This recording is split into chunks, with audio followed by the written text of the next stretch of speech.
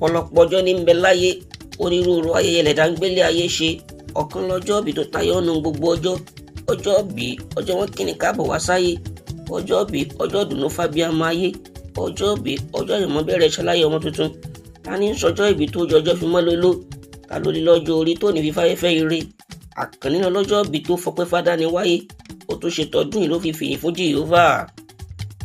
Olúwa ṣeun ni mò ń kíkọ àyórí kádùn. Ọmọ Mr. Elijah ní sọjọ́ ìbí. Ọ̀gbẹ́ni Amos máa gbọ́ mi ní gbèjègbèjọ. Olúwabùnmi lónìí kí o kú ọjọ́ ìbí. Ẹni bí ọkùnrin ló sọ pé ó lé lọ́jọ́ orí. Olóò tó gbangba sùn lọ yẹ gẹ́gẹ́ bí adé orí. Olóò jólúbùkún tí ń fàyà fún rere. Ó lẹ́ni súnmọ́ ní olólùfẹ́ ni gẹ́gẹ́ bí wọ́n ti súnmọ́ rí. Ó lẹ́yìn tí ń dìjọ ìrìn àjò ìfẹ́ tí ó lé ní kọsẹ̀ láéláé. Ó ní lórúkọ Jésù pé wẹ́ńlá yóò ní rẹ̀ dànù. Alákànní máa dá gọ̀jọ̀gọ̀jọ̀. Òṣìṣẹ́ ìjọba tó gbójú ni mò ń kí. Alákọ̀wé tó dángájá ni mò ń kí. Ìwọ ni sọ̀fíọ̀ tó mòye. Oníwádìí ilẹ̀ tó kájú òṣùwọ̀n ni mò ń wárí fún. Adára níwà adùnrílẹ̀wà ọkùnrin akin.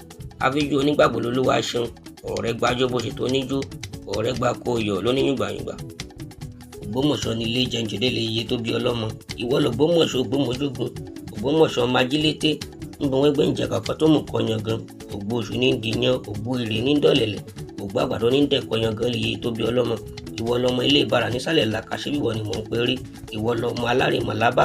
Ọmọ atẹ́niwéjọ, ọmọ òjò lọ́pọ̀ àgbàdo. Ọmọ iná sọ níjọ àfihàn rí. Ọmọ iná sọ nílé gbogbo ilé kí ariwo. Kò sí igi méjì òbí nígbó. Igi tí ìbá tó ṣe bí òbí tó jábìdùn. Èyí tí ẹ yí dó ẹ má yí kòkò. Bí ẹ bá yí kòkò inú alámà àbàjẹ́. Ọmọ adigun lọ́lá dára lẹ́wà ju obìnrin lọ. Ọmọ ṣọ̀wọ́n akọni jagunjagun tí kì í bẹ̀rù ogun. Ọmọ akérèdìgún, ọmọ àdẹ́lẹ́dógún.